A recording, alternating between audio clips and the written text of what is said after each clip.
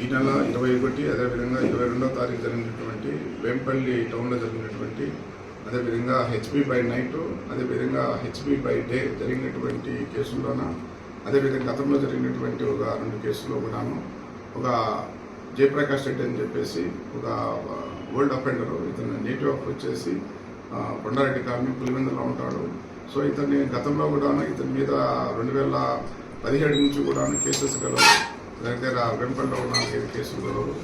అదేవిధంగా ఇతని మీద మాకు రావడినటువంటి సమాచారం ప్రకారం ఈ వెంపల్లిలో జరిగినటువంటి దాంట్లో ఈ హౌస్ బ్రేకింగ్ ఎవరెవరు చేస్తున్నారనే పాయింట్ ఆఫ్తో మేము పాత ముద్దాయిలను విచారిస్తుంటే సో ఈ యొక్క ముద్దాయిని మేము అరెస్ట్ చేసి ఈరోజు ఇక్కడ వెంపల్లి టౌన్లో ఉన్నటువంటి దాని చైతన్య స్కూల్ బ్యాక్ సైడ్ జరిగినటువంటి యొక్క ఇంట్లో దొంగతనం చేసిండేది. అదేవిధంగా రెడ్డి కాలనీ జరిగినటువంటి దాంట్లో డే టైం జరిగినటువంటి దాంట్లో కూడా ముద్దాయి నేరాన్ని అంగీకరించడం జరిగింది.